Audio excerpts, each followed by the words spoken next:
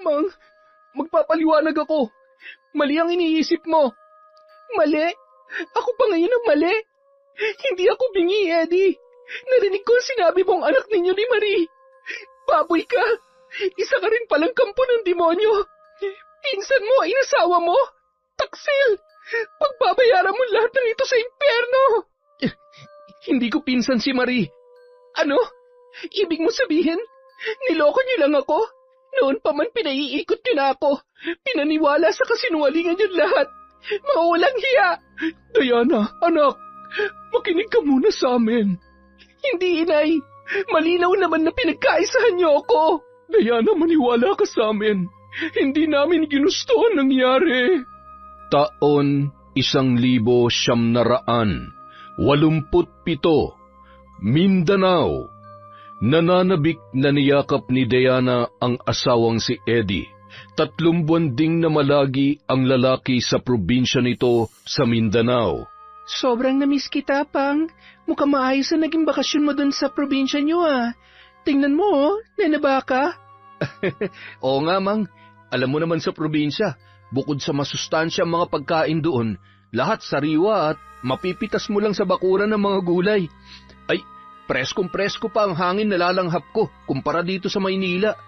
Kumusta naman kayo rito ni Janjan? Maayos naman, Pang. Yung anak mo, ikaw lagi ang bukang bibig. Lagi kang hinahanap. Nung malaman niyang ngayon ang dating mo, ay nako, nagtatalon sa tuwa, sobrang excited.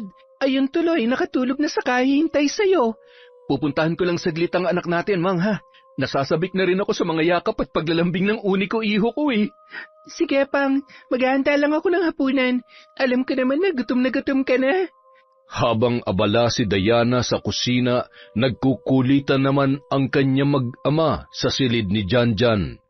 Nang makatapos sa paghahanda, tinawag na ni Diana ang dalawa, saka naghapunan ang pamilya. Sa oras ng kanilang pagtulog, kapwa nananabik ang mag-asawa sa isa't isa.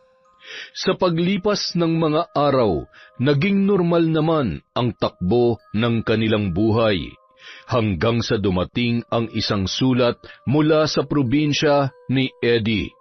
Pang, may sulat ka. Kanino galing? Marie Macarayo? Sino to, Pang? Hindi pamilyar sa akin yung pangalan niya. Pinsan ko yan, si Marie. Hindi siya nakadalo nung kasal natin, kaya hindi pamilyar sa'yo. Ano daw ang sabi? Hindi ko pa nabuksan ang sulat. Ikaw na magbasa. Tutal, para naman sa'yo yan. Salamat, Mang, ha. Nire-respeto mo talaga ako. Hindi mo binasa yung sulat kahit na may karapatan ka naman kasi asawa kita. Sus, alam mo namang hindi ako pakialamera. Isa pa, ayoko naman pangunahan ka. Kung ano man ang nilalaman yan, gusto kong ikaw muna ang una makabasa at makaalam. Way kaya yun ang pagmamahal at respeto ko sa'yo. O dali na, buksan mo na, Pang. Mamaya na siguro, mukhang hindi naman importante yan. Baka mangungumusta lang. Siya kasi yung lagi kong nakakakwentuhan dun sa amin. Okay, ikaw ang bahala. Asikasuhin ko lang si Janjan, Pang. Maiwan mo na kita, ha? Pagkaalis ni Diana, mabilis na binuksan ni Eddie ang envelope at tiningnan ang nakasulat. Napakuyom na lamang ang lalaki habang nagbabasa. Pagkatapos ay napahawak siya sa kanyang ulo na tila ba namumroblema. Napabuntong hininga din siya, tsaka mabilis na pinunit sa maliliit na piraso ang nasabing sulat bago itinapon sa basurahan. Kaagad siyang kumuha ng ballpen at papel. Gumawa din siya ng sulat para tumugon kay Marie. Habang nagsusulat, makikita ang pagkairita sa kanyang muka.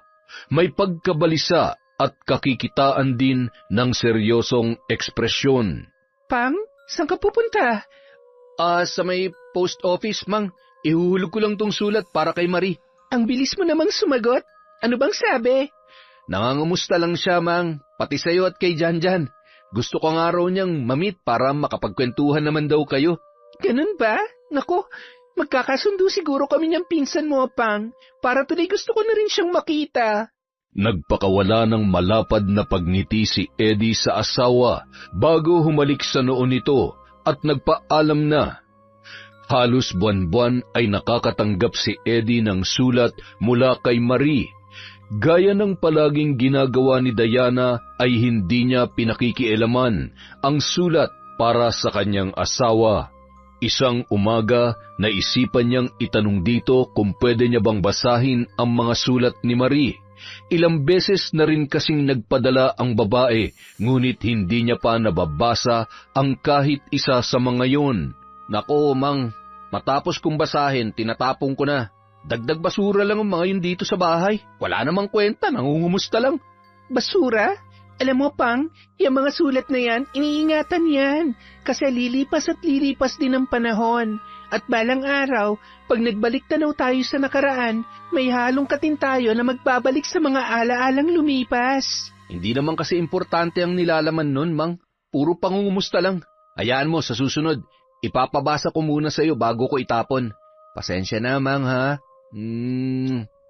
Naku, ayos lang, Pang. Huwag mo nang alalahanin yon. Isang araw, muli na namang nakatanggap ng sulat si Eddie. Sa pagkakataong yon, hindi na galing kay Marie, kundi galing na sa kanyang mga magulang.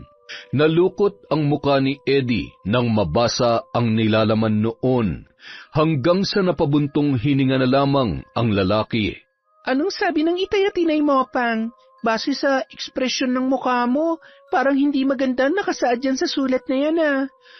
Ay, hindi nga maganda, Mang. May problema kasi. Ano daw? Hindi sinabi kung ano. Ang nakalagay lang, kailangan akong umuwi para ayusin ang dapat ayusin. O anong plano mo? Baka mabigat na problema yan, Pang. Nung huling sulat nila, nagkasakit ang lola mo, hindi ba? Kaya nagbakasyon ka. Tapos, umabot pa ng ilang buwan dahil may taning na pala ang buhay ng lola. Kung uuwi ako, isasama ko kayo, Mang. Paano yan? Magpapasukan na. Kailangan nang pumasok sa school ni Janjan. Sa tingin ko kasi, Mang, hindi basta-basta yung problema eh. Ano kaya kung doon na muna natin pag-aralin yung bata? Doon na muna tayo manirahan. Pero paano na yung trabaho mo rito? Marami naman ako mapapasukan doon, Mang. Isa pa, sanay ako sa buhay probinsya. Kayang-kaya ko kayong buhayin doon. May konting koprahan din sina itay at inay. Tsaka sanay rin ako mangisda. Talaga? Sigurado ka na ba sa desisyon mong yan, Pang? Oo naman. Ayoko magkalayo tayo ulit. Kayong buhay ko, Mang. Mahal na mahal ko kayong dalawa ni Janjan. Sige, ikaw ang bahala. Alam mo namang handa kitang suportahan sa mga desisyon na tingin mo'y makakapagpabuti sa atin. Malaki ang tiwala ko sa iyo, Pang, at handa akong sumama sa iyo kahit saan, kahit sa dulo pa ng galaxy. Galaxy pala, ha? Sige, dadalhin kita sa dulo ng galaxy. Handa ka na bang sumakay sa spaceship ko? Ha?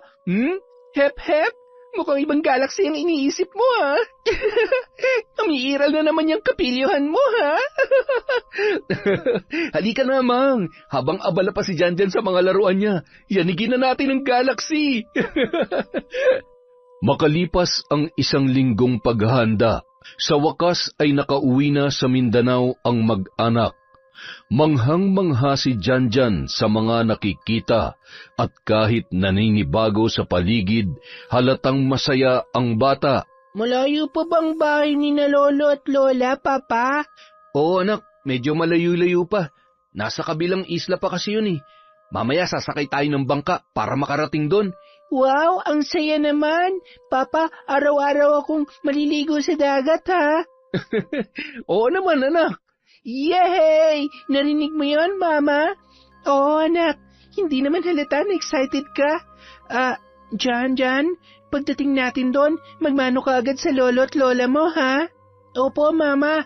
Papa, may makakalaro po ba ako doon? Oo, anak. Marami kang pinsan na naghihintay sa pagdating mo. Tapos, sabay-sabay na kayong papasok sa eskwela. Gusto mo ba yon? Yay! May makakalaro na ako! Gustong-gusto ko po, Papa! Habang sakay ng bangka, natatanaw na ni Diana ang mga taong nasa pangpang. Alam niyang yon ang mga magulang ni Eddie na naghihintay sa kanilang pagdating. Malayo pa lang ay kumakaway na ang mga ito sa kanila. Nang makadaong, masaya silang sinalubong at binati ng matandang mag-asawa. Kumusta ang biyahe, mga anak? Maayos naman po, Tay. Mas lalo ka atang gumanda ngayon, Diana. Maligayang pagdating dito sa isla. Salamat po, Nay. Pero mas maganda pa rin po kayo kaysa sa akin. Ay, sus, nagbulahan pa kayong dalawa. Pareho naman kayo may ibubuga pagdating sa kagandahan. Ikaw naman, mahal. Ngayon lang kami nagkita ulit nitong si Diana eh. Kumukontrabida ka pa. Dyan na po. Nasasabik na si Lolo na makita ka. Halika nga rito. Bless po ako, Lolo, Lola. Ay, kaawaan ka ng Diyos, Apo. Ang laki-laki mo na pala. Hanggang sa mga larawan lang kasi kita nakikita. Ay, nako. Sa bahay na natin ituloy ang kumustahan. Nagluluto dun si Marie. Nasabi mo na ba kay Diana ang tungkol kay Marie, anak? Opo, Nay. Nasabi ko nang nakikipisan sa bahay natin ang pinsan kong si Marie. Mabuti naman kung ganon. Diana, mabait si Marie. Siguradong magkakasundo kayong dalawa. Nasa bungad pa lamang ng bakuran, naamoy na ni Diana ang halimuyak ng nilulutong putahe sa loob ng bahay. Yari sa kahoy ang kabuuan ng nasabing bahay at ang bubong ay gawa naman sa dahon ng nipa. May kalakihan yon at may malawak na espasyo sa labas kung saan nakatanim ang iba't ibang klase ng gulay. May mga manok din siyang nakikita sa paligid. Preskong-presko ang kapaligiran. Wala nga lamang malapit na kapitbahay.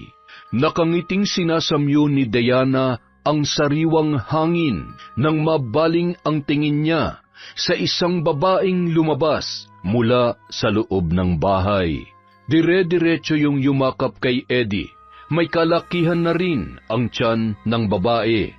Mang, siya nga pala si Marie, ang pinsan ko. Kumusta, Marie? Buntis ka pala?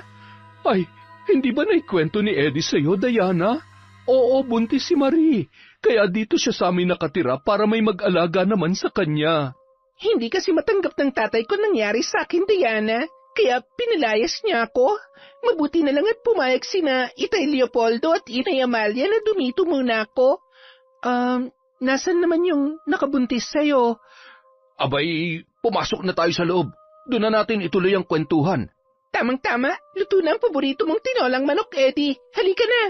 Napansin ni Diana na nakaangkla ang kamay ni Marie sa braso ng kanyang asawa habang nagpatiuna ng pumasok sa loob ng bahay. Nakasunod naman sila ng kanyang anak. Sobrang close lang talagang magpinsan na yan, anak. Ayos lang po, Nay. Hindi ko naman po binibigyan ng mali siya yan.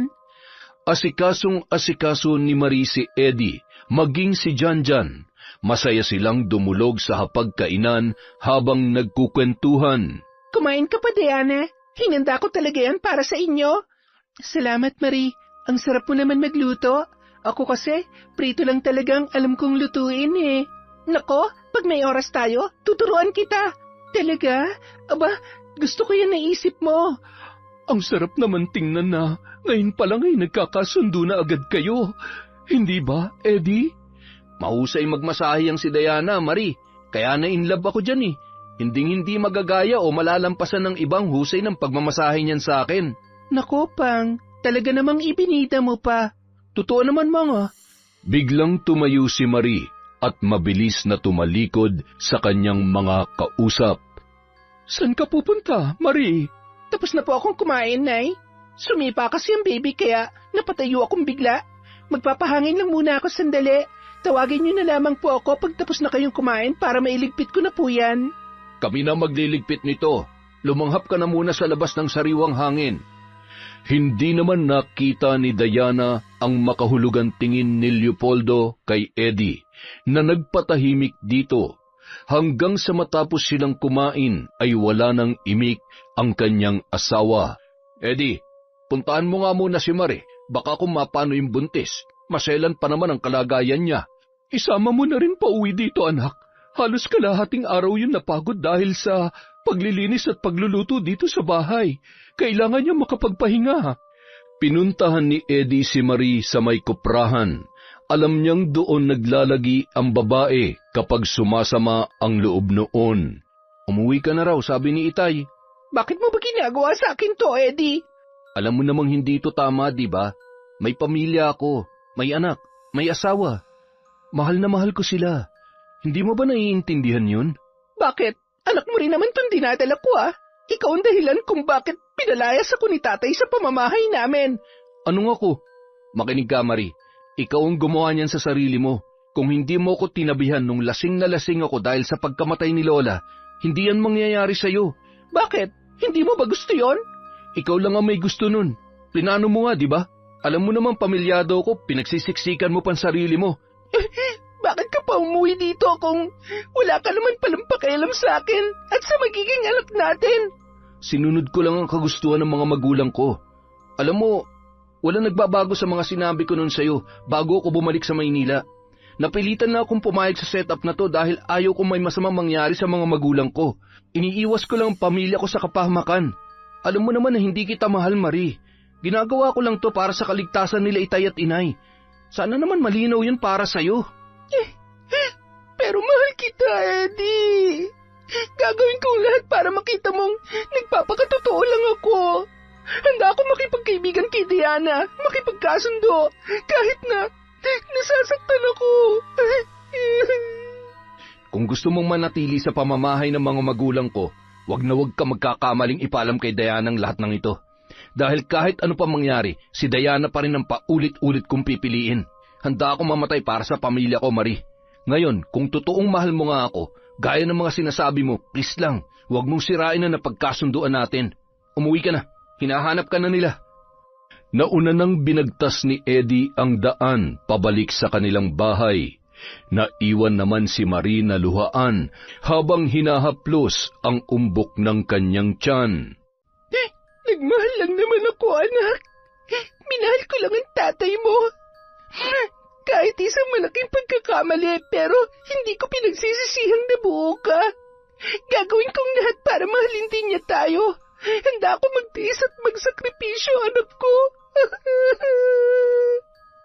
Kinagabihan, kinausap ni Leopoldo ang anak habang sina Diana at Janjan ay natutulog na. Sa labas ng bahay, sa may babuyan, masinsinang nag-usap ang mag-ama. Eddie, hindi ko nagustuhan ang ginawa mo kanina. Oo nga't asawa mo si Dayan at mahal na mahal mo, pero anak, isaalang-alang mo rin sanang nararamdaman ni Marie. Bakit niyo ba kasi ako pinauwi, tay? Masaya na ako namumuhay sa Maynila kasama mag-ina ko. Malapit ng mga anak si Marie. Kailangan nasa tabi ka niya pagsapit ng oras na yon. Hindi ka naman sana mamumroblema ng ganito kung hindi mo siya ginalaw. Tay, siyang gumalaw sa akin. Lasing na lasing ako noon. Pagising ko nakita ko na lang na magkatabi kami at kapwa hubot-hubad. Nangyari na nangyari. Gawin mo na lang ang mga obligasyon mo, Eddie. Bago ka pa man sinulatan ng iyong inay, nagpulong-pulong na kami tungkol sa magiging sistema ng dalawa mong asawa. Umalingaw-ngaw sa pandinig ni Eddie ang huling mga kataga ng kanyang ama. Oo nga, dalawa na ang kanyang asawa, si Diana at si Marie. Muling bumalik sa isipan ni Eddie ang mga nangyari noong nagising siya na bigla na lamang katabi ang kanyang pinsan. Isang malakas na suntok ang gumulat sa kanya mula sa tatay ni Marie. Galit na galit ang matanda na gusto na siyang tadtarin gamit ang matalas na itak nito. Naguguluhan man kung bakit nagwawala ang matanda ay pinilit niya pa ring pakalmahin ang sarili. Nang mapagtantong hubot-hubad siya kasama si Marie na ganoon din ang itsura, ay napamura na lamang ang lalaki. Nasa batas ng tribo ni na Marie na kapag nagalaw sila ng isang lalaki, dapat na silang pakasalan nito. Hindi bali na kung may asawa man o wala. Sa batas ng kanilang tribo, ang sinumang hindi sumunod doon, mapakaanib man ng kanilang tribo o hindi, ay makakatanggap ng kaparusahan. Maaaring kitlin ang buhay ng mga magulang o mga kapatid ng lalaki o hindi kaya ay pagbayarin sila ng labis-labis gamit ang lahat ng mga kayamanan, katulad na lamang ng mga lupa, hayop at mga pananim sa loob ng mahabang panahon. Depende na lamang sa parusang gustong ipataw ng naging biktima. Sa kaso ni Eddie, buhay ng mga magulang nito ang gustong maging kabayaran ng tatay ni Marie dahil sa siya ay may asawa na. Kung hindi magpapakasal si Eddie kay Marie sa ritual ng pag-iisang dibdib ng kanilang tribo, malalagay sa alanganin ang buhay ng kanyang mga magulang. Kaya labag man sa kalooban ni Eddie na pakasalan si Marie sa pamamagitan ng tribo ng babae, ay hindi na siya tumutol pa. Kasalanan naman talaga niya dahil kahit alam niyang inaakit na siya ni Marie, ay hindi niya ito nilayuan. Akala niya kasi hindi maiisip ng babae ang ganoong kabaliwan, makuha lamang ang kanyang kagustuhan. Halos lahat ng tao sa munting islang yon ay sumaksi sa pag-iisang dibdib nina Eddie at Marie. Ang iba ay naawa sa lalaki, ang iba naman ay sinisisi siya. Gayunpaman, ang lahat ay nagkasundo na sa oras na dumating sa isla ang tunay na asawa ni Eddie, magiging tikom ang kanilang bibig para sa kapayapaan ng lahat. Kilala kasi sa pagiging matulungin, mapagmalasakit at mabait na kapitana si Aling Amalia, kaya ganoon na lamang kumprotektahan siya ng kanyang mga nasasakupan. Nagkasundo sila ni Marie na ipapakilala niya ito kay Diana bilang pinsan at hindi asawa. Ayaw niya kasing magalit ang kanyang tunay na kabiyak at baka siya ay iwanan nito. Malinaw kay Marie ang lahat ng napagkasunduan nila. Kahit masakit sa kanya, ay ayos lamang. Tratuhin lang siya ni Eddie na kabiyak.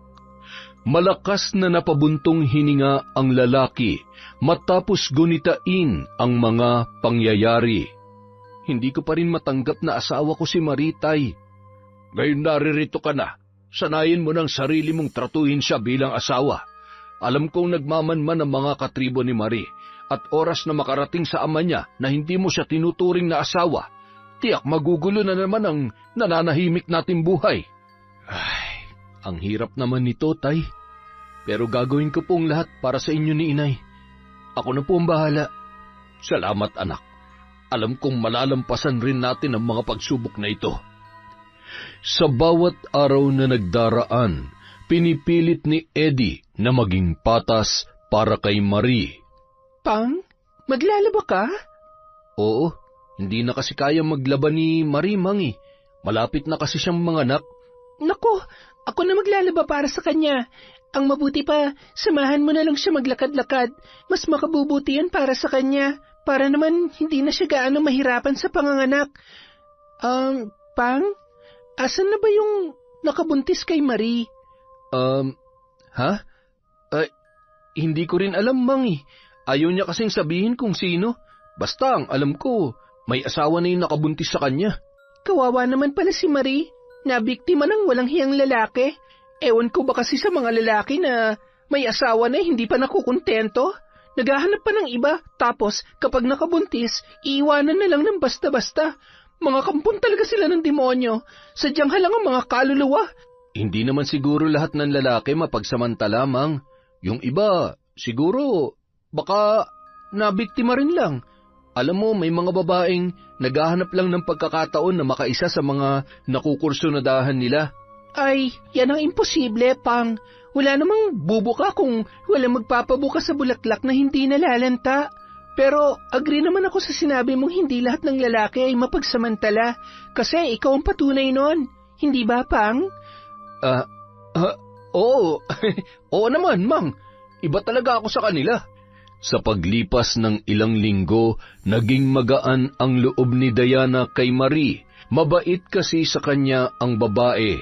Diana, magluluto ako ng ginataang alimango. Kumakain ka ba nun? Oo naman, Marie. Alam mo, ako na lang ang magluluto. Huwag ka na magkikilos kasi anumang oras baka manganak ka na. Turuan mo na lang ako. Sige ba? Diana, pwede ba akong sumama sa'yo sa koprahan? Maghahatid ka ng baon para kay Eddie, hindi ba? Oo naman. Habang nagluluto ang dalawa, Nagkukwentuhan sila at nagtatawanan sa mga ganap sa kani-kanilang mga buhay, hanggang sa napunta ang usapan kay Eddie kung gaano ito kabuting ama at asawa at kung gaano ito kamahal ni Diana. Diana? Paano kung isang araw malaman mong may ibang asawa pala si Eddie? Anong gagawin mo? Ano ba naman yung tanong mo, Marie? Imposible magkaroon siya ng asawa bukod sa akin. Kasal kami. Sa mata ng Diyos at sa mata ng batas, bawal na siyang ikasal kanino man. Kunwari lang naman.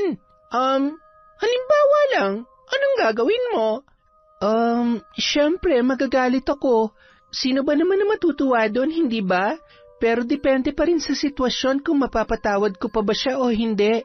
Kung nauna pa sa akin yung isa, maunawaan ko siguro pero hindi ko matatanggap na may kabit siya.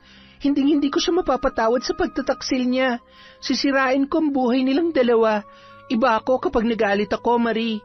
Nakakagawa ko ng mga bagay na hindi na ipapaliwanag ng siyensya. Grabe ka naman pala, Diana. Pero alam kong hindi ka naman pagtataksilan ng pinsan kong si Eddie.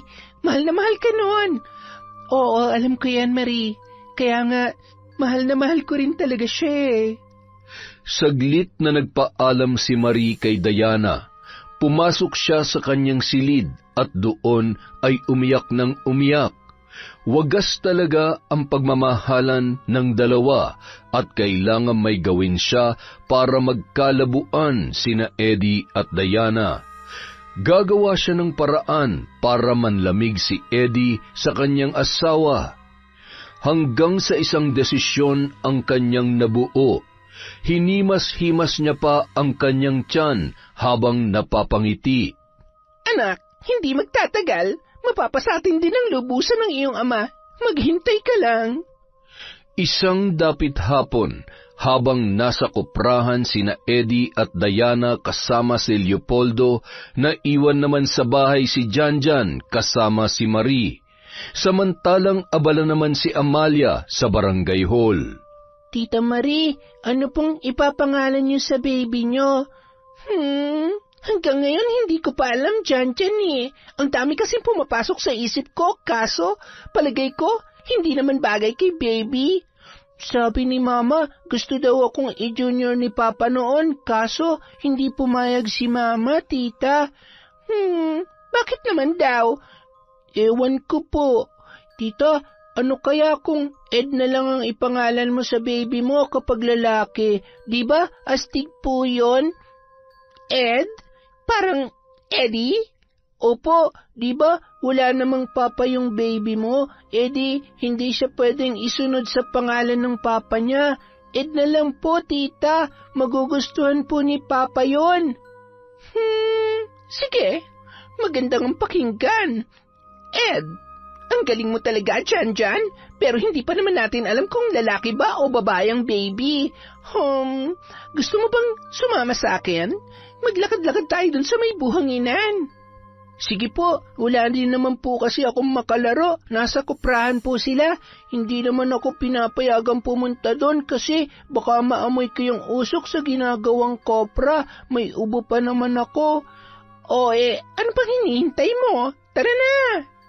Isinama ni Marie si Janjan sa may tabing dagat. Ilang metro lang din ang layo noon mula sa kanilang tinutuluyan. Malalakas ang alon nung mga sandaling yun na bumabangga sa malalaking bato. Nagpalinga-linga si Marie sa paligid habang si Janjan naman ay nawiwiling pinagmamasdan ang paghampas ng mga alon. Janjan, nakikita mo ba yung nakapatong sa malaking bato? Yung parang kabibi po, tita? Oo, yun nga. Pwede mo ba yung kunin para sa akin? Hindi na kasi ako pwedeng sumampa sa mga bato eh. Baka madulas ako at baka kumapano pa tong baby. Sige po, tita. Ako na po ang bahala. Nagpalipat-lipat ng hakbang si Janjan sa mga nakahilerang bato bago siya nakatungtong sa malaking batong kinapapatungan ng naturang kabibe. Sa puntong yun, mas lalo pang lumalakas ang paghampas ng mga alon sa kinalalagyan ng kabibi. Inabot niya ang nasabing kabibi, ngunit hindi pa niya ito nahahawakan, biglang may humampas na malaking alon sa kanya, dahilan upang malaglag ang bata sa kinapapatungan at tinangay siya ng alon. Nakita ni Marie ang lahat ng nangyari. Napangisi na lamang siyang pinagmasdan ang kinahulugan ng bata. Alam niyang hindi na ito makakaligtas dahil sa lakas ng mga nagwawalang alon. Kaagad naman siyang lumisan doon para magbalik sa kanilang tahanan. Sa daan pauwi, nakasalubong niya ang isang matandang babae. Nginitian niya ito ng pagkatamis-tamis bago nilampasan. Napaisip naman ang matanda sa ginawa ni Marie. Ngayon lang kasi ito ngumiti sa kanya ng ganoon. Dati ay nilalagpasan lang siya na parabang walang nakikita kapag siya ay nakakasalubong. Noon pa man, ayaw na ayaw niya na sa babaeng yon, dahil saksi siya kung paano nito inakit-akit si Eddie, at isa pa sa kinaiinisan niya ay ang batas ng pinanggalingan nitong tribo sa kabilang isla. Para sa kanya, hindi makatarungan ang ganoon. Samantala, Jan, anak, nandito na kami ni Mama.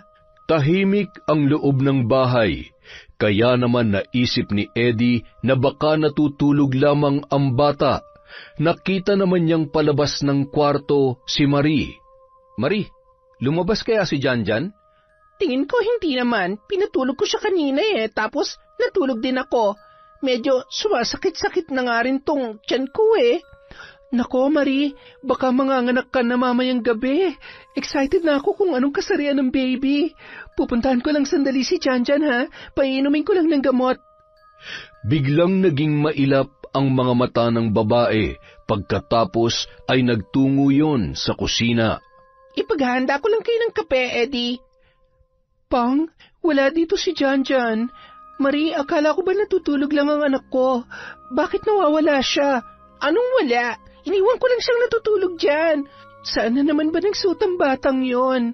Hindi ko alam, Diana. Andyan lang siya kanina bago ako pumasok sa kwarto ko Baka nasa labas lang. Hanapin ko lang sandali, Mang, ha? Kinakabahan ako, Pang. Baka pumunta siya sa tabing dagat. Malalaki pa naman ang alon kanina. Hinanap ni Eddie si Jan sa paligid ng bahay. Nagtungo siya sa kulungan ng mga manok, pati na rin sa kulungan ng baboy. Pinasok niya rin ang kamalig na pinag-iimbakan ng mga lumang gamit, pero hindi niya nakita ang bata. Mang, wala si Jan dito. Baka nakikipaglaro lang sa mga pinsan niya. Teka, pupuntahan ko lang sa baryo. Baka nagpunta kay inay. Kami na lang ang maghahanap, Marie. Dumito ka na lang. Pang, tara na. Nagmamadaling umalis ang mag-asawa. Naiwan naman si Marie na nakangisi habang hawak-hawak ang kanyang tiyan. Magsisimula na ang ating tagumpay, anak. Konting tiis na lang. Sa kabilang banda, narating na ni Diana at Eddie ang baryo, ngunit hindi nila nakita si Jan. Wala na silang nagawa kundi hanapin ang bata sa may tabing dagat. Malayo pa lamang ay napansin na nila ang mga nagkakagulong tao. Isang lalaki ang nakakita sa kanila at dali-dali itong lumapit sa mag-asawa. Eddie, ang anak mo! Ang anak mo! Ano nangyari sa anak ko? Ayun siya! Madali kayo! Pinabayo ng kaba ang dibdib ni Diana habang malalaki ang hakbang na tumatakbo. Kasunod ang lalaki. Ang mga mangingisdang nagkukumpulan ay biglang napatingin sa kanila. Tahimik lamang sila habang binibigyang daan ang mag-asawa. Parang pinagsukluban ng langit at lupa si Diana nang bumungad sa kanya ang anak na si Jan. May mga galos at sugat, nakahiga sa buhanginan at wala ng buhay. Jan! Anak ko! Jan! Nakita namin siya sa may batuhan, Eddie. Palagay ko, makailang ulit siyang hinampas ng alon doon. Hindi. Jan. Naghihinagpis ang mag-asawa habang kalong ang patay na katawan ng kanilang anak papauwi sa kanilang bahay. Diyos ko, ano nangyari sa apo ko? Hindi ko rin alam, Tay. Natagpuan na lang siya doon sa may batuhan. Hindi ko maintindihan kung bakit nagawi doon si Jan. Alam naman niya mapanganib doon, lalo na't ganito ang panahon. Pasensya ka na, Diana. Kasalanan kong lahat. Hindi ko siya nabantayan kasi nakatulog ako eh. Kawawa naman si Jan.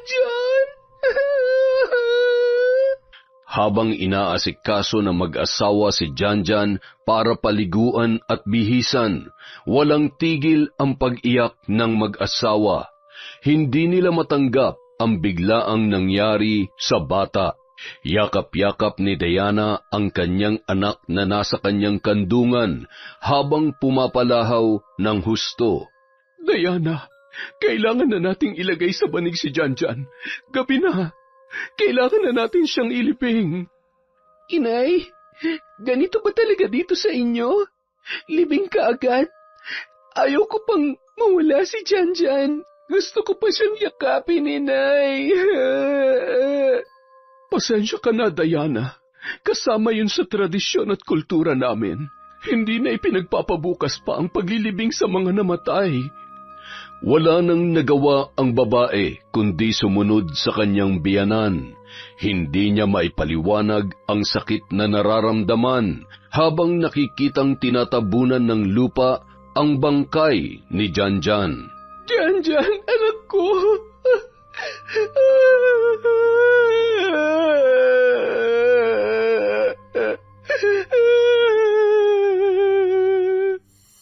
Nasa tradisyon na ng mga taga-isla na matapos mailibing ang patay ay babantayan ang puntod nito sa loob ng 9 na gabi. May paniniwala kasi sa kanila na kapag iniwanan kaagad ang puntod, huhukayin yon ng isang nilalang na tinatawag nilang busaw. Isang uri umano ito ng aswang na kumakain ng patay na tao. Mang, umuwi ka na. Magpahinga ka na sa bahay. Kami na lamang ang magbabantay dito. Hindi, dito lang ako, Pang. Hindi ko iiwan si Jan. Dito lang ako. Sana isinama ko na lang siya sa kuprahan. Sana buhay pa siya hanggang ngayon. Kasalanan ko to.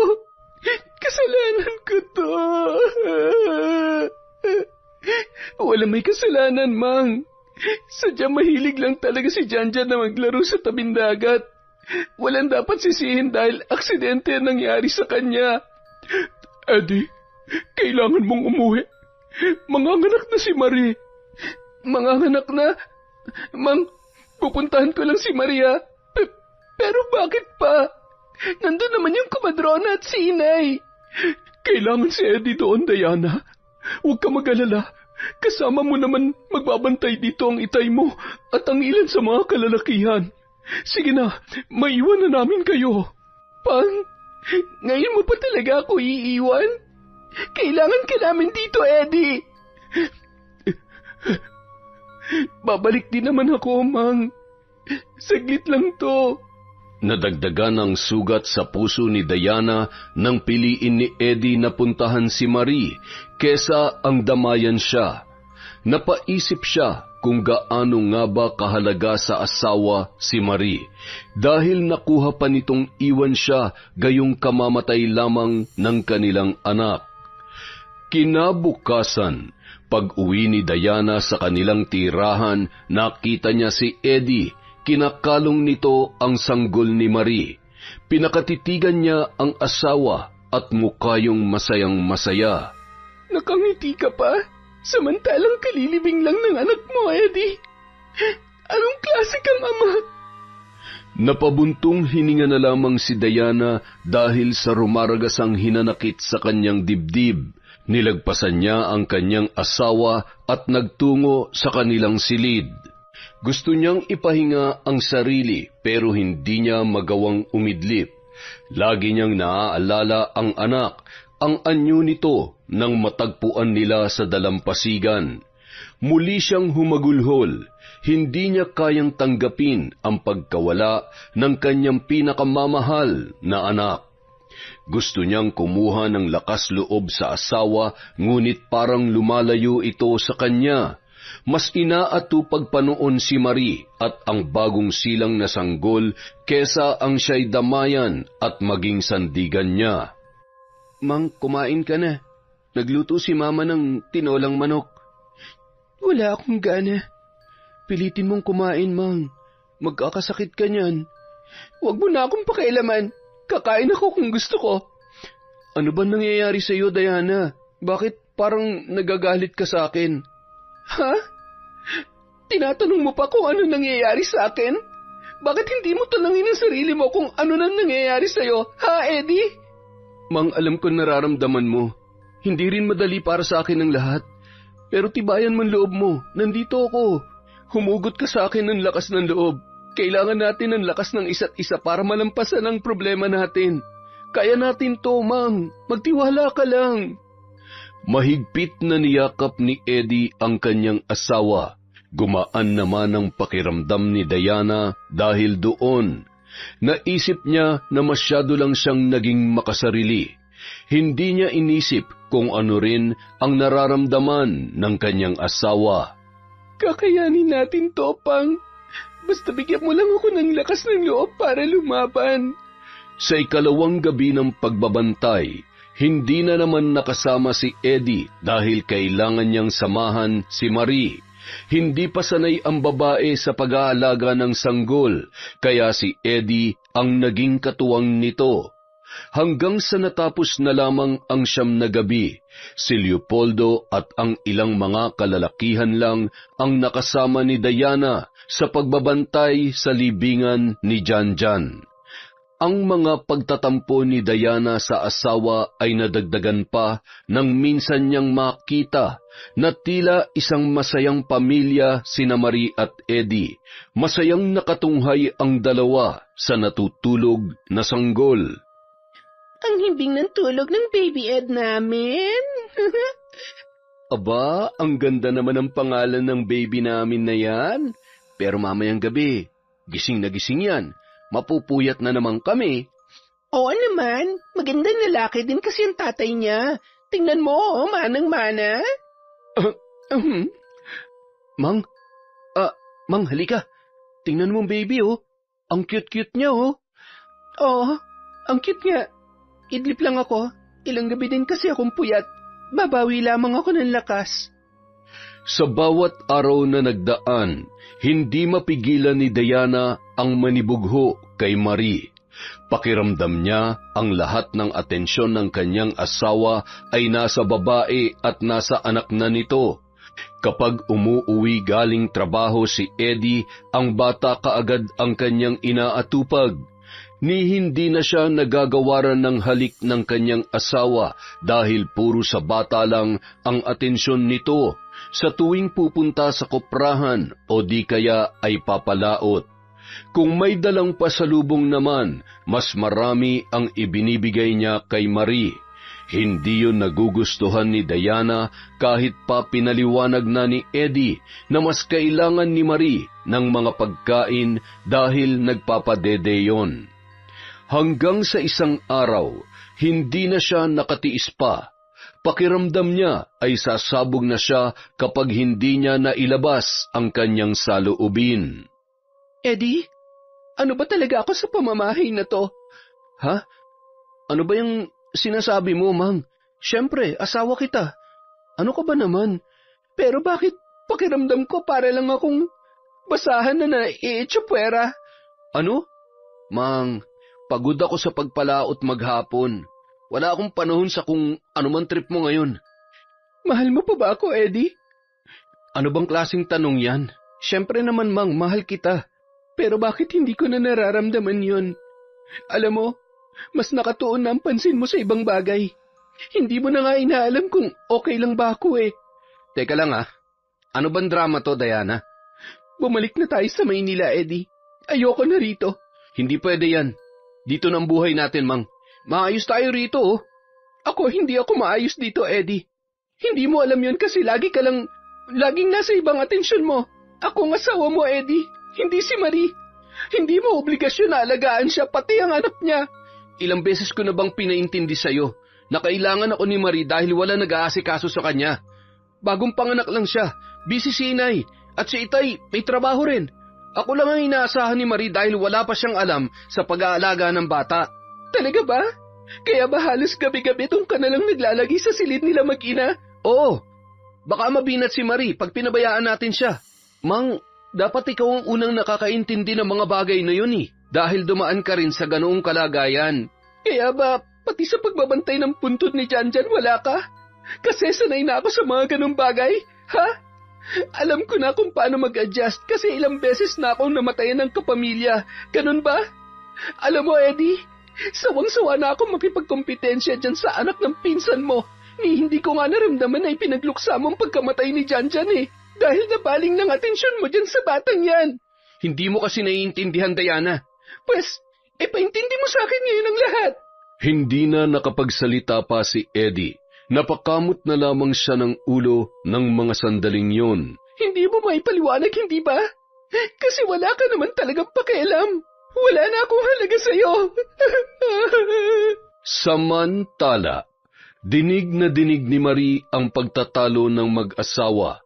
Napapangiti na lamang siya habang tinatapik-tapik ang anak na natutulog. Nangyayari ng lahat ng plano ko, anak. Mabubuo na rin tayo sa wakas. Sa oras na umalis si Diana sa pamamahay na to, ganap na magiging ate ng ama mo. Nasa tabing dagat si Diana para ilabas ang lahat ng sama ng loob, galit at ang pait na kanyang nararamdaman. Nag-uunahang nagngingilid ang kanyang mga luha nang tapikin siya ng isang matandang babae. Ayos ka lang ba, iha? Kanina pa kita pinagmamasdan mula doon sa malayo. Magsisinungaling po ako sa inyo kung sasabihin ko na ayos lamang ako. Sobrang masama po ang loob ko ngayon. Pasensya na po kayo. Hindi ko lang talaga mapigilang ilabas ang nararamdaman ko. Alam mo, matagal na akong naninirahan dito sa isla. Kilala ko ang bawat taong nandirito. Yang si Kapitana Amalia, napakabait niyang tao, matulungin at patas sa pakikitungo. Si Leopoldo naman, kahit palabiruyang kuminsan, nakakasiguro kung isa siyang mabuting tao. Lahat ng mga anak nila, pinalaki nila sa pagmamahal. Bakit niyo po sinasabi yan? Hindi naman po silang nagpapasakit sa akin. Wala po akong may pipintas sa mga biyanan ko. Alam ko, Diana. Alam ko ring naguguluhan ka na sa sitwasyon mo ngayon. Hindi ba? Si Eddie po kasi. Ayaw ko makialam dahil ayaw ko ng gulo. Pero isa lang ang masasabi ko. Magmatsyag ka sa paligid mo. Huwag mong hayaang masira kayong dalawa ni Eddie. Mahal ka niya, ngunit mahal din niya ang mga magulang niya. Ano pong ibig niyong sabihin? Makiramdam ka, Diana. Nasa paligid mo lang ang mga kasagutan. Matapos makipagtitigan ang matanda kay Diana, nagpaalam na ito sa kanya. Naguguluhan naman ang kanyang isipan dahil sa makahulugang turan nito.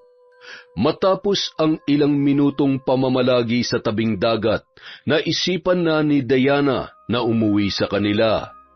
Tahimik lang siyang naglalakad papasok sa kanilang bakuran nang maulinigan niya ang kanyang pangalan. Dala ng kuryosidad, dahan-dahan siyang humakbang para makinig sa usapan. Eddie, kailangan na malaman ni Diana ang lahat. Naaawa na ako sa sitwasyon ng asawa mo. Ramdam kong hindi na siya nasisiyahan dito. Alam kong mahal na mahal mo siya. Hindi mo kayang ipagtapat ang tungkol kay Marie. Pero anak, Mas makakahinga ka kung malalaman niya ang totoo. Hindi na tayo nagiging patas kay Diana. Nasasaktan na natin siya. Hindi, Nay. Ayoko mawala sa akin ang asawa ko. Oras na malaman niyang katotohanan, isusumpa niya ako at hihiwalayan. Kung patatagalin pa natin ito, ay mas lalong magiging komplikado ang lahat, anak. Tay, hindi ko kaya mawala sa akin si Diana. Pero napamahal na rin sa akin ang anak namin ni Marie. Umalingaw-ngaw sa kaibuturan ng pandinig ni Diana ang huling mga kataga na sinabi ni Eddie. Naitakip niya ng wala sa loob ang mga kamay sa kanyang bibig habang nahihilam sa luha ang kanyang mga mata. Nanginginig siya at parabang sasabog anumang oras hanggang sa hindi niya na mapigilan ang kanyang nararamdaman. Anak niya ni Marie ang bata, Eddie? Kaya pala ganun na lamang ang pag-aaruga mo sa kanila. Mga walang hiya, mga baboy. Inanakan mo ang sarili mong pinsan. Hayop ka sa laman, hayop ka. Manloloko. Mang, magpapaliwanag ako. Mali ang iniisip mo. Mali? Ako pa ngayon ang mali. Hindi ako bingi, Eddie. Narinig ko ang sinabi mong anak niyo yun ni Marie. Baboy ka. Isa ka rin palang kampo ng demonyo. Pinsan mo, inasawa mo.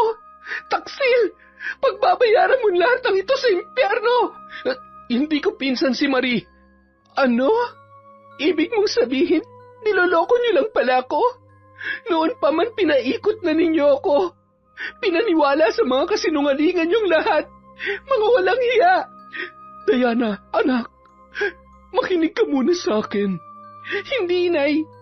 Malinaw naman na pinagkaisahan niyo ako. Diana, maniwala ka sa amin. Hindi namin ginusto ang nangyari. Anong hindi? Nay, napakalaki ng respeto ko sa inyo. Tapos, malaman-laman ko na niloloko niyo lang pala ako. Ang sakit-sakit nun. Napakasakit. Paano ko pa kayo paniniwalaan? Gayong sinira niyo ang tiwala ko. Diana, anak, nakikiusap ako sa iyo. Makinig ka muna sa amin. Gusto kong maging malinaw ang lahat sa iyo bago mo kami husgahan, anak. Sa gitna ng pananahimik ni Diana, umiiyak na ikinuwento ni Leopoldo at Amalia ang lahat. Wala silang kinaligtaang detalye. Bawat pangyayari ay isa-isa nilang inilahad. Patawarin mo sana kami, Diana. Hindi namin ginustong maglihim sa iyo. Gusto lamang namin na maging patas sa inyo ni Marie. Hindi kayo naging patas, Nay. Nagmukha akong tanga sa harap ng marami. Niyakap ni Eddie ang kanyang asawa, subalit itinulak lamang siya nito. Alam kong hindi mo ako mapapatawad, Mang. Pero pinili ko ang ganitong sitwasyon para makasama kita. Alam kong iiwanan mo ako pag nalaman mong nagtaksil ako sa iyo. Pero sinusumpa ko. Ikaw ang mahal ko, Mang. Mahal na mahal kita higit pa sa buhay ko.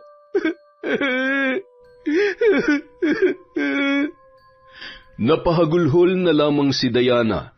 Hindi niya alam kung ano pa ang sasabihin. Tila wala na siya maisip para makipagsagutan sa pamilya. Sakto namang lumabas si Marie sa silid at nagtama ang kanilang mga mata. Masaya ka na? Diana, hindi lang ikaw nahihirapan dito. Pati rin naman ako. Hindi mo alam pakiramdam ng nakikihati ng atensyon. Hindi mo alam kung gaano ako nasasaktan kapag nakikita kong masaya kayong dalawa ni Eddie. Ikaw may kasalanan nito, Marie. Kung hindi mo lang sana inakit ang asawa ko, hindi sana ako nasasaktan ng ganito. Hindi ako nadala sa pang-aakit niya, Mang. Hindi ba? Bakit may nabuong bata sa pinaggagawa ninyo? Nagmahal lang naman ako, Diana.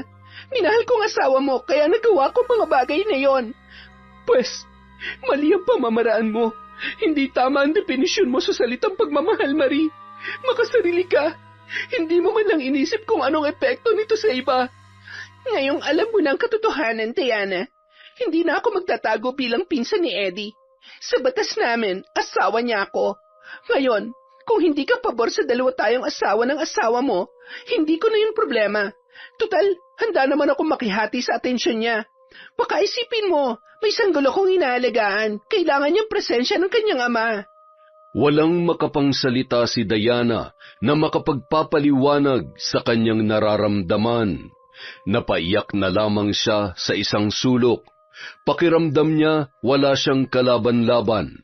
Mahal niya ang kanyang asawa pero hindi siya makakapayag na dalawa silang itatratong asawa nito. Gulong-gulo ang isip ng babae. Marami siyang katanungan sa kanyang sarili, subalit kahit ilang beses pa niyang pilit na intindihin, sumasakit lamang ang kanyang ulo sa kakaisip sa mga suliranin. Kinaumagahan, muling nagtungo sa tabing dagat si Diana. Doon siya pumwesto sa may batuhan kung saan nadisgrasya si Janjan. Muling pumatak ang kanyang mga luha nang maalala ang kanyang anak. Diana, mukhang alam mo na ang nililihim ng mga taong nakatira dito sa munting isla. Paano niyo po nalaman? Ipinaalam na sa amin ni Kapitana. Hindi ko pa po alam ang gagawin ko. Galong-gulo pa po ang isipan ko. Alam mo, pwede ka namang manatili kung ayaw mong magkahiwalay kayo ni Eddie. Kailangan mo nga lamang makisama kay Marie. Ang gusto ko po sana yung magpakalayo, pero ayokong iwan dito si Janjan. Hindi ko kayang hindi madalaw ang aking anak. Diana, nung panahong matagpuan si Janjan na wala ng buhay, nasaan si Marie noon? Nasa bahay. Hindi niya po alam na lumabas si Janjan kasi natutulog daw po siya. Hindi na kasi siya naglalabas ng bahay nung panahong yon dahil malapit na nga siyang manganak. Sa katunayan, pinatulog pa daw niya ang anak ko bago niya iniwan sa loob ng kwarto. Saka na lamang siya nagising pagdating namin. Ganoon ba? Pero nakasalubong ko siya noong hapon na yon. Kagagaling ko lang noon sa kuprahan ninyo. Nagulat pa nga ako dahil nginitian niya ako. Hindi naman niya kasi ginagawa yon sa tuwing nagkakasalubong kami. Ano pong ibig niyong sabihin, Tandang Elma? Hindi kaya may kinalaman si Marie sa nangyari sa anak mo, Diana? Dahil kung wala, bakit siya magsisinungaling sa inyong mag-asawa? Napakunot na lamang noon ng noo si Diana. Mukhang may dapat siyang malaman dahil sa mga sinabi ni Tandang Elma. Kinagabihan, piniling mapag-isa ni Diana sa loob ng kanilang silid. Kahit labag sa kalooban ni Eddie na hindi siya nito pinapapasok, binigyan pa rin niya ng espasyo ang asawa. Naiintindihan niya yon dahil sa kanilang mga pinagdadaanan. Sinaradong mabuti ni Diana ang kanyang silid. Tinanaw niya sa labas ng bintana ang bilog na buwan at hinanda ang kanyang sarili sa gagawin. Matagal niya nang ibinaon sa limot ang gawaing yun. Akala niya ay hindi na niya ito maiisipan pang gamitin. Subalit ngayon, nangangailangan siya ng tulong mula sa kanyang tinalikuran na gawain. Sa aking pagsambit ng pangalan mong nag-iinit, dinggin ang aking hiling, Panginoon ng dilim. Sa harap ng mga nakasinding kandila na binili niya kanina ay lumuhod ang babae. Sa pag-usal niya ng mga katagang nakakapangilabot sa pandinig, biglang humampas ang malakas na hangin. Sumanib ka sa akin. Dalhin mo ako sa oras na aking hinihiling. Lumakas ang hangin sa loob ng silid ni Diana. Ang ilan sa mga magaan na gamit ay iniangat noon sa paligid. Ang damit ni Janjan na huling suot nito ng kanyang matagpuan ay napapalibutan ng mga kandila. Nag-usal muli si Diana ng orasyon na magpapatuloy sa kanyang ginagawang ritual. Biglang namatay ang apoy sa mga kandila at lumukob ang dilim. Sandaling nangisay si Diana. Pakiramdam niya niyayanig ang buo niyang pagkatao. Hanggang sa naramdaman niya ang pag-angat ng hangin sa kanya. Nanatili siyang kalmado, hindi inaalis ang mga kamay niyang nakapatong sa kanyang mga hita habang nakapikit ang kanyang mga mata. Sa isang iglap, biglang dinala si Diana ng kanyang isipan sa panahon at oras kung saan nag-uusap sina Janjan at Marie, hanggang sa dumako ang mga yon sa tabing dagat. Nanginginig sa galit si Diana nang masilayan kung paano iniwan ni Marie ang kanyang anak habang tinatangay ng humahagupit na alon. Sa pagmulat ng kanyang mga mata, nanginginig ang babae sa galit na dinampot ang damit ng kanyang anak na si Janjan. Sinadya niyang pagkamatay ng anak ko. Ipaghihiganti kita sa kanya. Matitikman niya ang aking galit. Ngipin sa ngipin, laman sa laman, anak sa anak. Magbabayad ka, Marie. Ipapanasap ko sa iyong pait na aking naranasan. Buhay ang iyong kinuha. Buhay rin ang magiging kabayaran. Muling nagbalik sa normal ang buong paligid. Makalipas ang ilang segundo pagkatapos tapusin ni Diana ang naturang ritual. Ang buong akala ko'y hindi ko na yun gagawin. Hindi pa rin pala nawawala sa akin ang haplos ng lihim ng karunungang itim. Humanda ka, Marie. Sa tuwing isinasagawa ni Diana ang orasyon, ay tila ba nag-iiba ang kanyang pagkatao, sa pisikal na anyo, maging sa pananalita nito. Pag natatapos niya na ang ritual, saka pa lamang siya bumabalik sa normal. Walang imik na nakikisabay sa pagkain si Diana sa mga taong nasa loob ng bahay. Kusa rin siyang nagluluto at gumagawa ng gawaing bahay, pero hindi niya kinikibo sina Eddie at Marie. Sina Leopoldo at Amalia naman ay hindi niya gaanong kinakausap. Isang araw, nagkataong sila lang ni Marie ang naiwan sa bahay kasama ang sanggol nito. Umiiyak ang bata na pilit pinatatahan ni Marie. Nagugutom yan. Padidehin mo. Sinunod naman siya ng babae at tumigil nga sa pag-iyak ang sanggol. Diana, hanggang ngayon nandito ka pa. Tanggap mo na bang dalawa tayong asawa niya? Hindi ko pa tanggap at hindi ko yan matatanggap. Wala ka na magagawa pa. Pero na lang kung aalis ka na lang para makaiwas sa amin. Hindi ko hayaang maging masaya ka. Tandaan mo yan, Marie. Ang akin ay akin lamang. Hanggang salita ka lang naman, hindi mo may kakailang katotohanan. Tama ka. Hindi may tatago ang katotohanan, Marie. Walang sikreto ang hindi napubunyag. Hindi maunawaan ng babae ang ibig niyang ipahiwatig, kaya pumasok na lamang yon sa kanyang sariling silid. Sinundan naman yon ni Diana ng matalim na tingin. Pagtingin niya sa upuan, nakita niya na naiwan ang bonnet ng sanggol. Dinampot niya yon at dinala sa kanyang kwarto. Muling sumapit ang gabi. Inilapag ni Diana ang bonnet sa kanyang harapan at pinalibutan ng mga nakasinding kandila. Nag-usal siya ng nakakapangilabot na orasyon, kasabay ng pagtaas niya sa bonnet ng bata. Dinala niya yon malapit sa kanyang bibig at binulungan. Makalipas ang ilang sandali, narinig niya ang pag-iyak ng anak ni Marie. Pumapalahaw yon na parabang nakakaranas ng matinding pananakit. Dahan-dahang humiga si Diana nang matapos na ang ginagawang pambabarang. Isang matagumpay na ngiti ang gumuhit sa kanyang mga labi. Samantala, hindi magkamayaw sina Marie at Eddie sa paggawa ng paraan upang mapatahan ang kanilang sanggol. Ano ba nangyayari dito sa bata? Ano ba kasing kinain mo, Marie? Alam mo namang maraming pagkain ang bawal pa sa'yo. Baka naapektuhan ng tiyan ng bata sa mga pagkaing nilalantakan mo. Hindi ko nga rin alam kung bakit siya nagkakaganyan eh. Saka nag-iingat naman ako, Eddie. Marie, kanina pa umiyak yung apo ko ha. Pinapatahan ko na nga po, Nay, kaso ayaw eh. Akin na nga yan. Abat, ang taas ng lagnat niya, Marie. Ilang linggo pa lang ang baby, Nay. nilagnat na kaagad.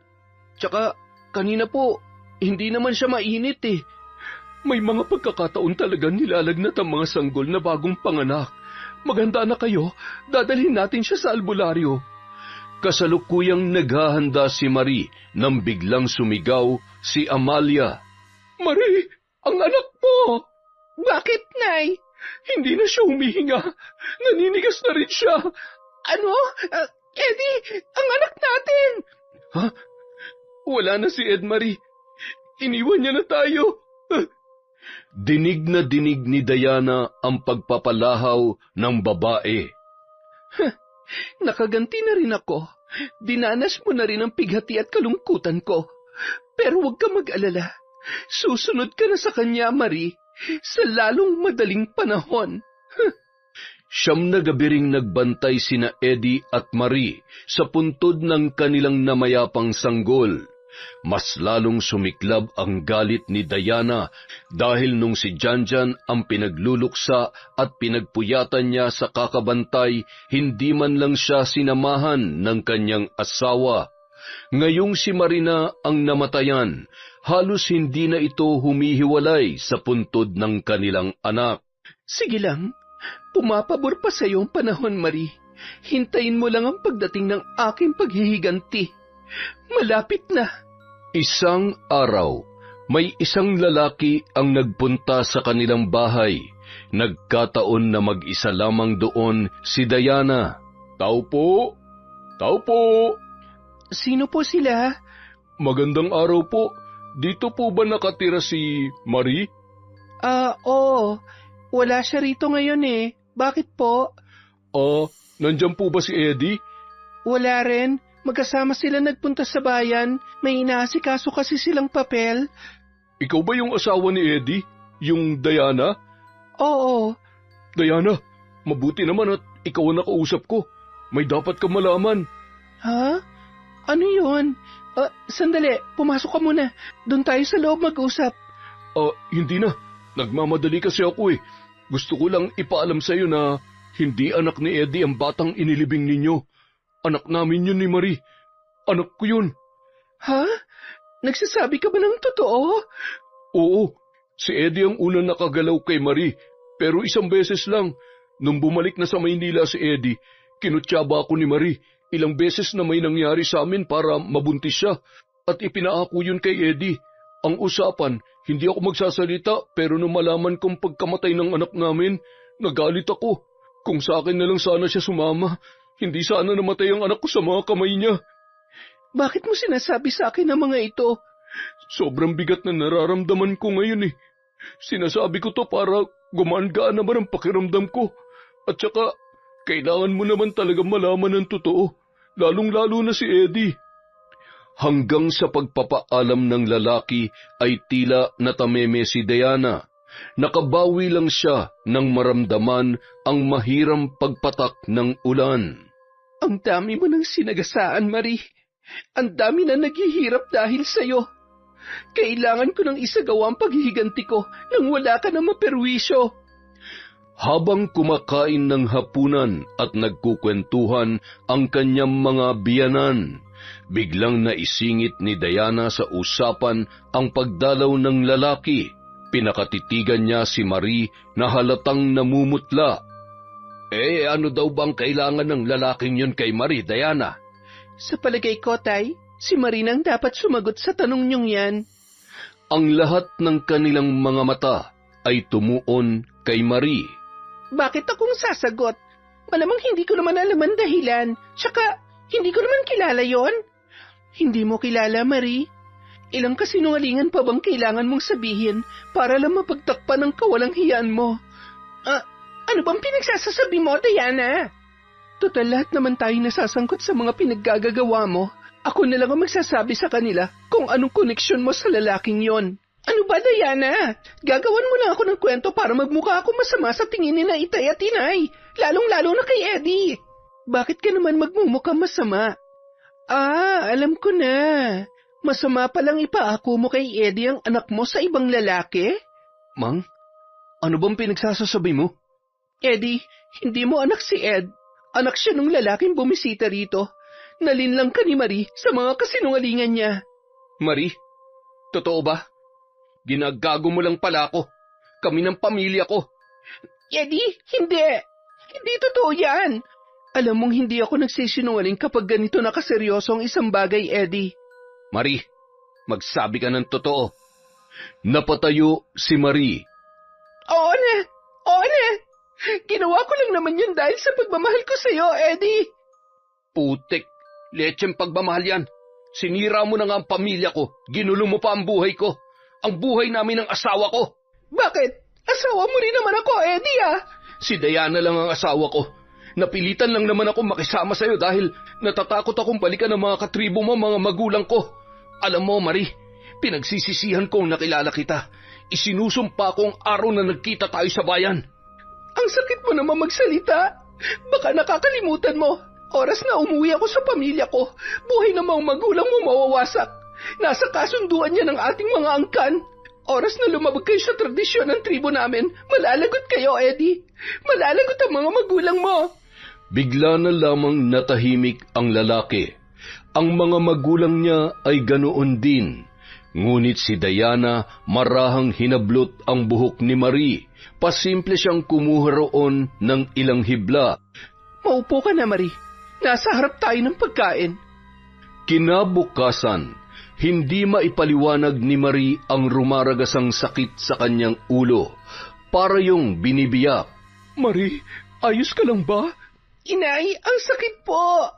Ang sakit-sakit. Aray ko. Sapu-sapu ni Marie ang kanyang ulo. Mariing dumaraing. Hindi niya na rin mapigilan ang pagtulo ng kanyang mga luha dahil sa napakatinding sakit na kanyang nararamdaman. Heto na ang naging resulta ng mga nangyari. Kapapanganak mo pa lang pero ang dami ng dumaang problema, Marie. Mukhang bumibigay na yung katawan mo.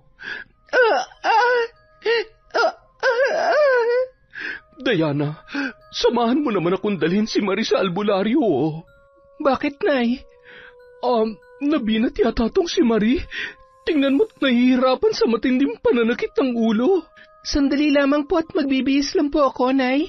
Pumasok si Diana sa loob ng kanilang silid at pagkalabas niya, tila nabawasan naman ang pananakit ng ulo ng babae. Inay, magpapahinga na lang muna ako. Itutulog ko na lang to. Hindi naman na masyadong sumisipa ang pananakit. Sigurado ka ba, Marie?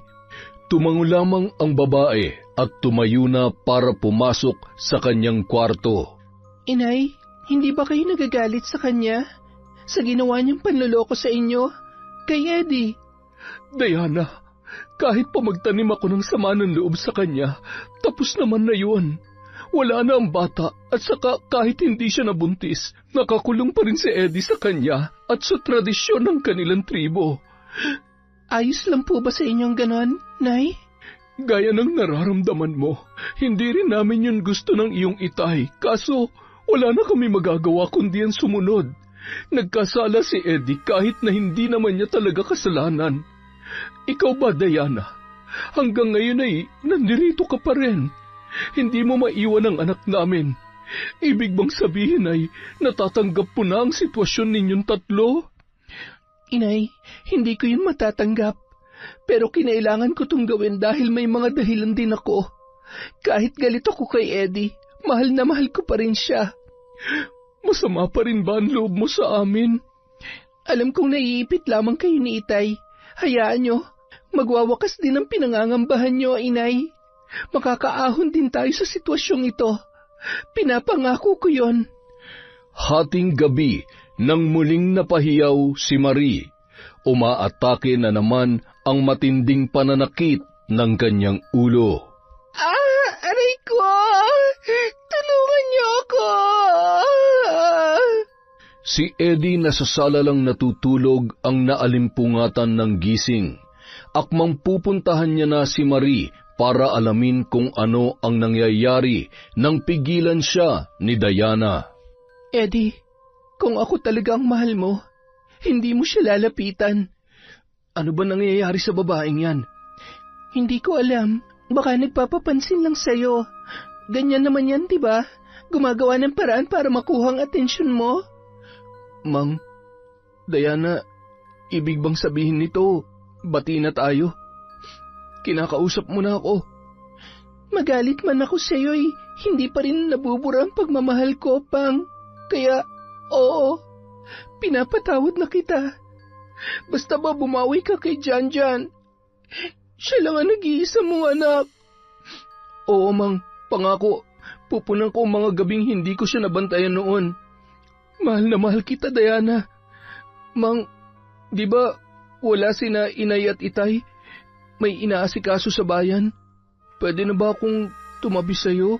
Oo ba, basta ba, hindi ka na papasok sa kabilang kwarto. Hindi na, Mang. Saka nun naglalagi ako doon, ang bata lang naman ang hinawakan ko. Walang paglagyan ang saya ni Eddie nang marinig at makuha ang kapatawaran ng kanyang asawa. Habang nag-aalab ang kanilang mga damdamin na ninanamnam ang kaligayahang hatid ng kanilang pagmamahalan, patuloy naman sa paghihirap ang nasa kabilang silid. Samantala, dahil sa tindi ng sakit na nararamdaman ni Marie, nagpagulong-gulong siya sa sahig. Para mabawasan ang hatid ng kirot na yon, ay pinag-uuntog niya ang ulo niya sa dingding ng kanyang kwarto, hanggang sa bigla na lang siyang nagsusuka. Dugo!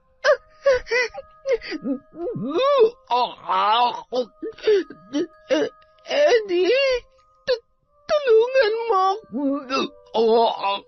Hanggang sa pagsapit ng umaga nang hihina na si Marie, tumigil na ang pananakit ng kanyang ulo at hindi na rin siya nagsusuka. Nahihirapan ka ba? Kulang pa yung nararamdaman mo sa ginawa mo sa anak ko. Anong ibig mong sabihin?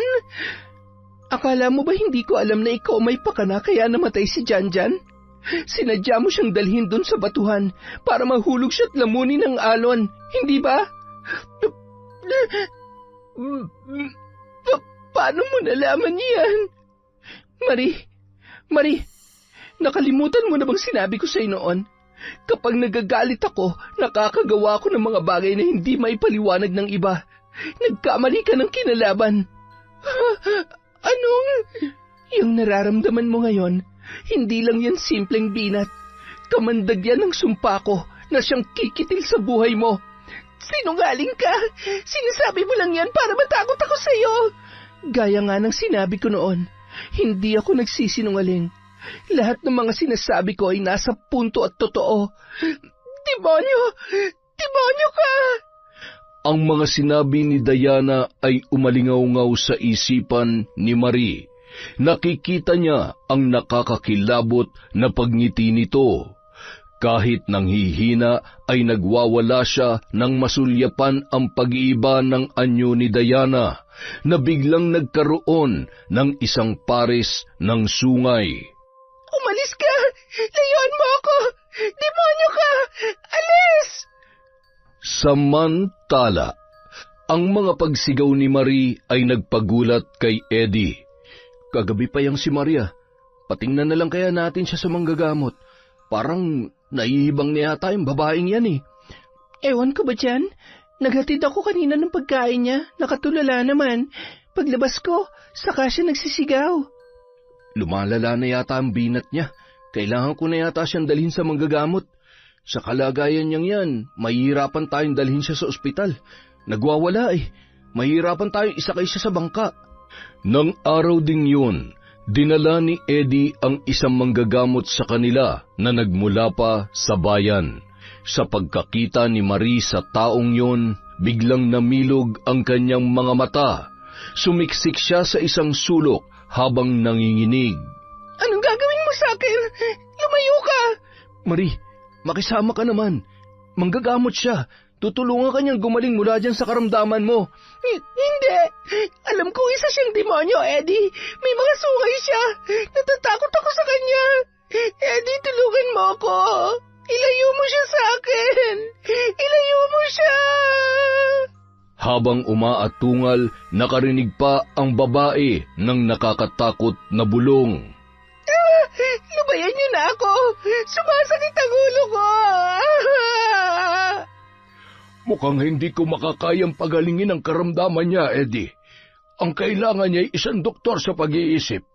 Pasensya ka na, pero hindi yun saklaw ng kakayahan ko. Kahit nagpahayag na ang manggagamot na hindi niya kayang pagalingin si Marie, sinikap niya pa ring malapatan ng mga halamang gamot ang babae. 3 araw ang lumipas. Bigla na lamang sumisigaw si Marie sa 10 oras ng gabi dahil mayroon siyang kinatatakutan. Kung minsan kumakanta-kanta siya, pagkuway tumatawa o hindi naman kaya bigla na lamang umiiyak. Naapektuhan ang pag-iisip ni Marie Amalia. Ano nang gagawin natin? Maluba ang kalagayan niya. Ako man ay naguguluhan din, mahal. Hindi naman natin siya maitawid papuntang bayan dahil rumaragas ang naglalakihang alon. Nagkataong bumabagyo pa. Baka kapag nagpumilit tayo maitawid siya ay mapahamak lang tayo sa dagat. Hintayin na lang natin na humupa ang bagyo. Saka tayo aaksyon para mapagamot natin siya, mahal. Kawawa naman. Kahit 2 beses niya na tayong naloko ay talagang nabulag lamang siya ng kanyang pagmamahal sa ating anak. Tama ka dyan, mahal. Nagkataon lang na sa maling tao siya umibig at ang pag-ibig na yon ang humubog sa kanya para makapanakit ng iba. Habang pinakikinggan ni Diana ang nababaliw na babae, napapangisi na lamang siya. Oo nga't binarang niya ito at pinatawan ng sumpa ng pagkabaliw gamit ang hibla ng buhok ni Marie.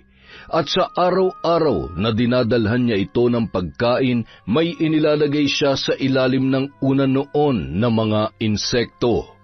Isang umaga, hindi pa rin tumitila ang pagbuhos ng ulan na sinasabayan pa ng malakas na hangin. Nabulabog ang buong kabahayan nang sumigaw na naman si Marie ng napakalakas. Sa pag-aalala ni na Amalia at Leopoldo, kaagad nilang tinungo ang silid nito. Maging sina Diana at Eddie ay nagkukumahog din para tingnan kung napano ang babae.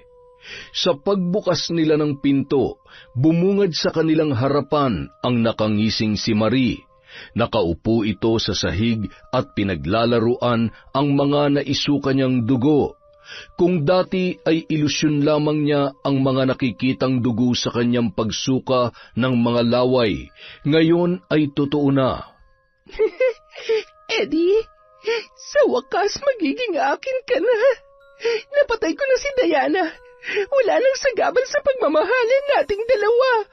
Marie, ano bang ginagawa mo? Huwag mong paglaruan yan. Dugo ito ng pinakamamahal mo si Diana. Pinatay ko na siya. Gaya ng ginawa ko sa anak ninyo. Kitang-kita ko kung paano siya lamunin ng mga alon. Kitang-kita ko ang paghihirap niya at kung paano siya humingi ng tulong sa akin nang malaglag siya sa malaking batong yon. Pero hindi ko siya tinulungan. Bakit pa? Plano ko naman talaga siyang patayin. Anong sabi mo? Pinatay mo ang anak ko? Papatayin din kitang babae ka. Eddie, anak, maghunos dili ka. May sakit siya. Hindi niya alam ang mga pinagsasasabi niya, Eddie. Kasabay ng paghalakhak ni Marie, bumulwak ang masaganang dugo mula sa kanyang bibig hanggang sa may lumabas na patay na mga insekto. Unti-unting nangisay ang babae hanggang sa tumirik na ang kanyang mga mata at naputol na ang kanyang hininga. Diyos ko! Marie! Marie! Kasabay ng unti-unting pagtila ng ulan, ang naging katapusan ng buhay ni Marie. Mabilis na nakarating sa kanyang mga katribo ang naging kasawian ng babae. Wala nang nagawa pa ang kanyang tatay kundi tanggapin na lamang na siya ay wala na. Mayroon naman kasing makapagpapatunay na namatay si Marie dahil sa iniindang karamdaman at hindi siya basta-basta na lamang pinatay. Ang lihim ni Diana na isa siyang mambabarang ay hindi niya na sinabi pa sa kanyang asawa. itatago niyang lihim yun hanggang sa kanyang kamatayan. Pang, sana naman, hindi na maulit pang kamalian mo noon. Hindi na, Mang. Ayoko nang makulong pa sa mga pangyayari maglalagay sa atin sa alanganin. Salamat dahil hindi mo ako binitawan sa kabila ng ating mga pinagdaanan. Muling namuhay ng mapayapa at masaya ang mag-asawa at muli rin nabiyayaan ng anak. Hindi lang isa, kundi 4 na mapagmahal na mga anak. Tunay ngang pagkatapos ng unos, sisilay din ang liwanag na magpaparamdam sa atin ng kapayapaan. Yon, maraming salamat po sa walang sawang pagsuporta sa Kwentong Enteng. Pasensya na po, uuwi lamang po tayo na Maynila mula dito sa Iloilo. Pasensya na po, sa susunod na upload natin, babawi po ako sa inyo ng shoutout ulit. Again, maraming salamat mula sa Kwentong Enteng.